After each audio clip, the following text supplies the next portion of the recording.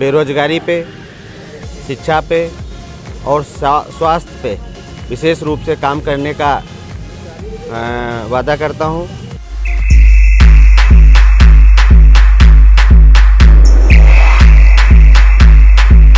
इस 5 साल में बहुत लोग परेशान हुए, परिवर्तन हो चुका है। 2022 में बहुजन समाज पार्टी की सरकार बनने वाली है और बहन कुमारी मायावती अगली मुख्यमंत्री बनने वाली है।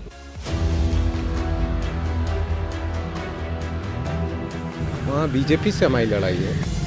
नयन सिंह तीसरे नंबर पे हैं और उन्होंने कोई विकास नहीं किया। 30 साल से वो सिर्फ जनता को बेवकूफ़ बनाते हुए आए हैं।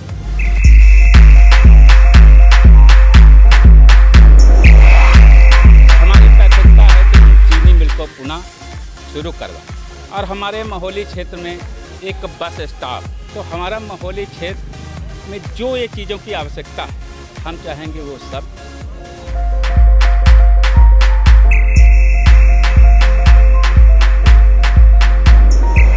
सरकार आएगी इस बार हमारी पूर्ण बहुमत में, तो इसका अंदाज़ा आपको देखने को मिल जाएगा कि बहुत सारे वाद विवाद इन पार्टियों में हुए, गुंडे खुलेआम घूम रहे हैं। इन सब चीज़ों पे लगाम होगी।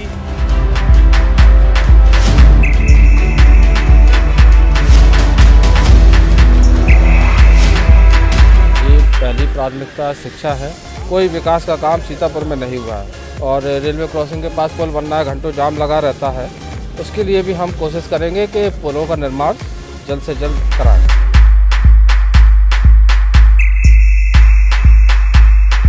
टच में था, फिर बहन माई दीदी का आशीर्वाद प्राप्त हुआ तो उन्होंने मौका दिया मुझे कि जो है सर्वजन हिताय सर्वजन सुखाय पे आप काम करिए। जिस मिशन पे है बस शब्द अलग हैं, तो उन्होंने मौका दिया है। So I am blessed with Mayawati जो बहन जी ने कहा।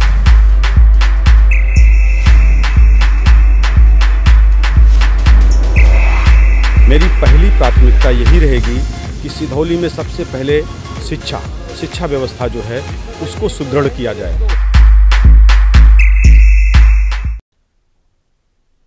नमस्कार, आप देख रहे हैं आई इंडिया और मैं हूं पंकज सिंह गौर। मैं उदय चौहान। आज हम बात करने जा रहे हैं सीतापुर की 9 विधानसभा सीटों पर बहुजन समाज पार्टी की ओर से उतारे गए योद्धाओं को लेकर।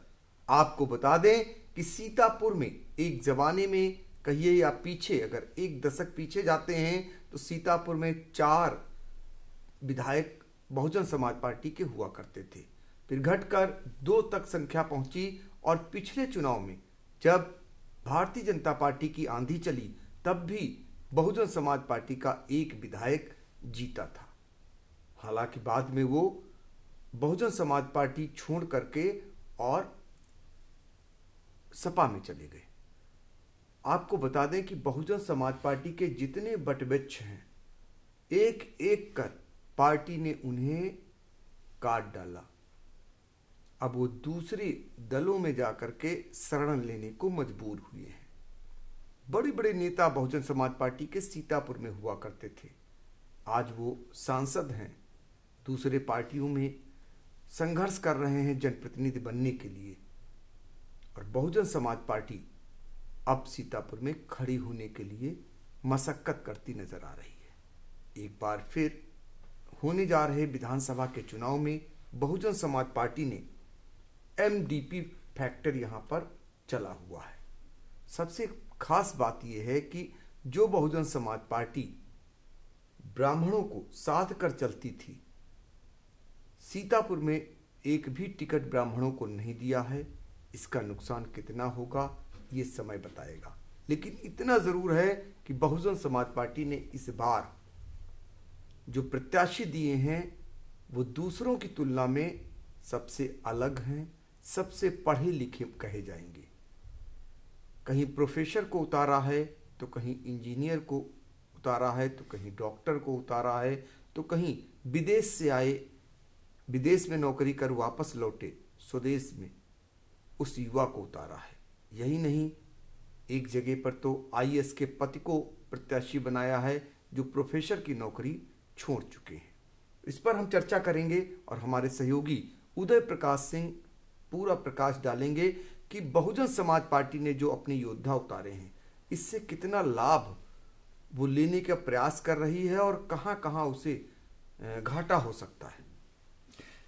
देखिए, बसपा ने इस बार जो प्रत्याशी उतारे हैं उनमें सबसे ज़्यादा 4 प्रत्याशी मुस्लिम वर्ग से दिए हैं सीतापुर में।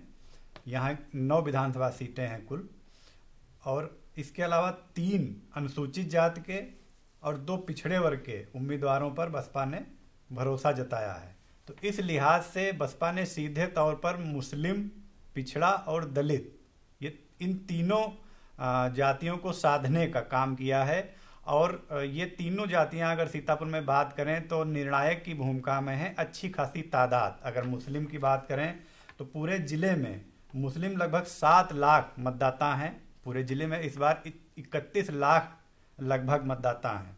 इनमें 7 लाख लगभग मुस्लिम मतदाता हैं, और पासी मतदाताओं की बात करें तो करीब 5.5 लाख। कुर्मी की बात करें तो करीब 4,35,000, जाटव 3,28,000, अनुसूचित जातियां 2,54,000 लगभग ये मतदाता हैं जिले के। तो इस लिहाज से निर्णायक साबित होते हैं इन जातियों के मतदाता। तो इन समीकरणों को देखते हुए बसपा ने जो कार्ड खेला है मुस्लिम, दलित और पिछड़े वर्ग का, वो एक उनका दूरदृष्टा कही जाएगी बसपा की। उन्होंने एक समीकरण साधने की कोशिश की है। हालांकि कितना उनको फायदा मिलेगा ये मतदाता तय करेंगे। तो ये जो है हम लोगों की जो समीक्षा है वो इस बात को लेकर के है कि कौन सी पार्टियों ने किसको वरीयता दी है। तो बहुजन समाज पार्टी की अगर बात कर रहे हैं हम लोग, तो ये बताना चाह रहे थे कि इस बार बहुजन समाज पार्टी ने MDP मतलब ये कार्ड खेल करके और जो है चुनाव फतेह करने की रणनीति बनाई हुई है।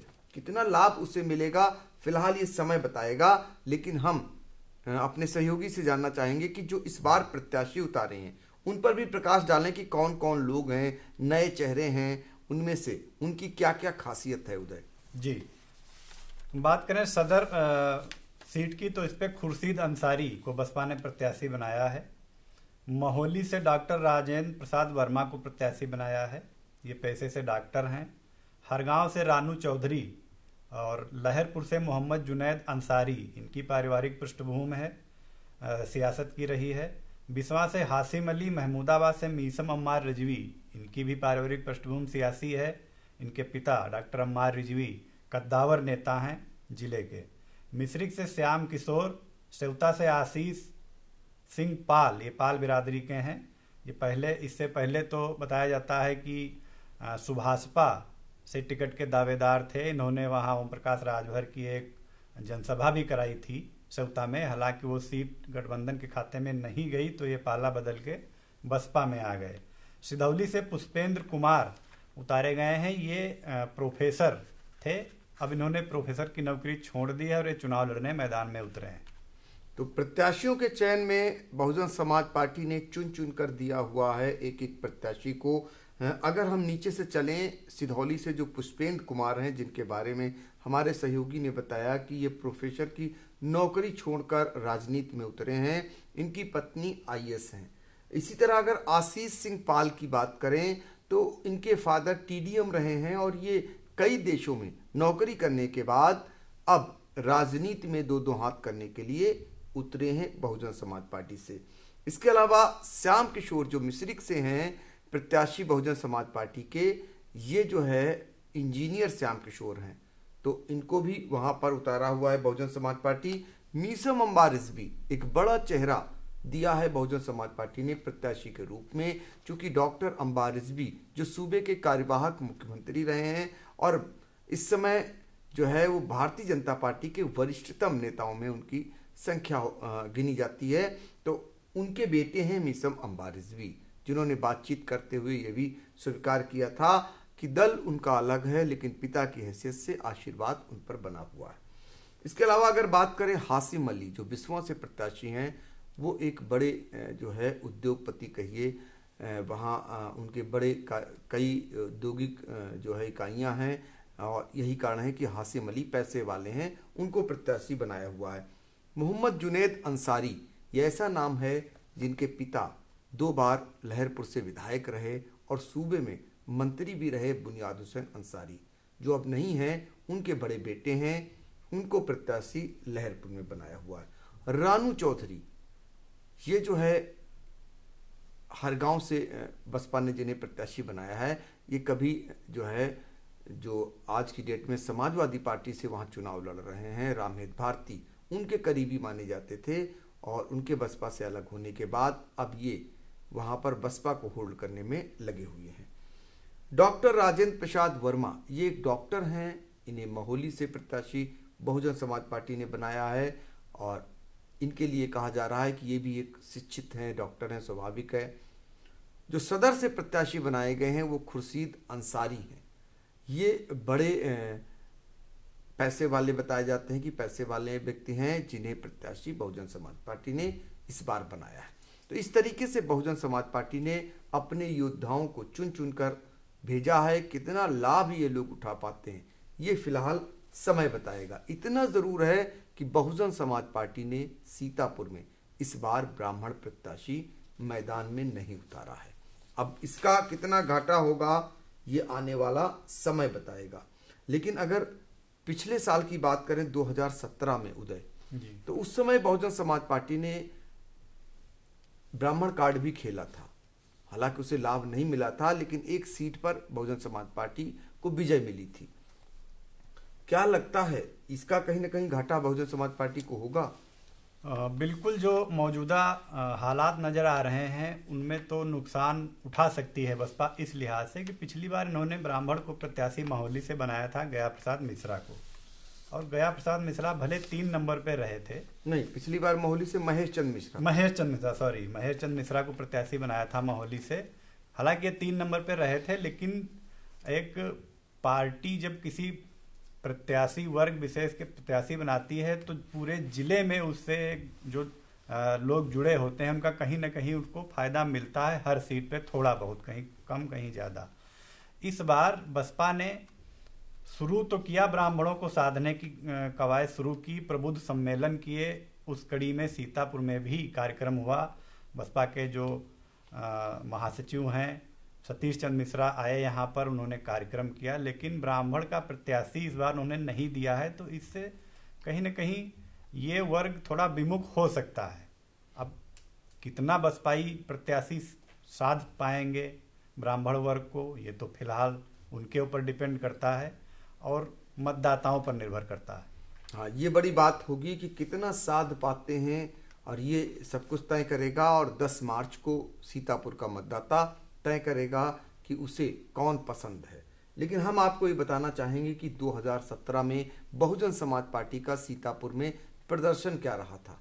तो बहुत ही निराशाजनक प्रदर्शन कहा जाएगा। एक सीट सिर्फ मिली थी सिधौली में, जो पार्टी के डॉक्टर हरगोविंद भार्गव विधायक चुने गए थे और वो भी अब बहुजन समाज पार्टी को छोड़कर समाजवादी पार्टी में जा चुके हैं और समाजवादी पार्टी से ताल भी ठोक रहे हैं।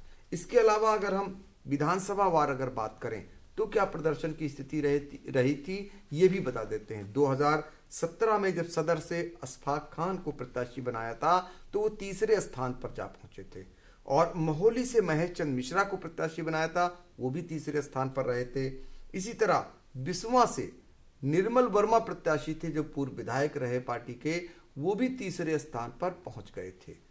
और महमूदाबाद में भी प्रद्युमन वर्मा को प्रत्याशी बनाया था, उनका भी स्थान 3रा रहा था। लेकिन दूसरे स्थान पर रहने वालों में अगर बात करें बहुजन समाज पार्टी के, उनमें हर गांव में रामहेत भारती रहे थे, और इसके अलावा लहरपुर में जासमीर अंसारी रहे थे, और मिश्रिक में मनीष कुमार वो रहे थे, और सेवता में मोहम्मद नसीम 2रे स्थान पर रहे थे। इस तरीके से बहुजन समाज पार्टी का प्रदर्शन पिछले चुनाव में 2017 में रहा था। इस बार 2022 में क्या स्थिति बनेगी ये भी आने वाला समय बताएगा। लेकिन इस बार प्रत्याशियों के चयन में बहुजन समाज पार्टी ने दूसरे दलों की तुलना में पढ़े लिखे लोगों को टिकट ज़्यादा दिया है, उनको ज़्यादा वरीयता दी है, जिनमें गैर जिले के लोग भी शामिल हैं। वो कितनी सफलता पार्टी को दिला पाएंगे इसके लिए आप लोग 10 मार्च तक का इंतजार करें।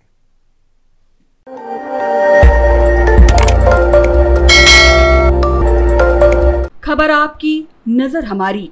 देखते रहिए आई इंडिया।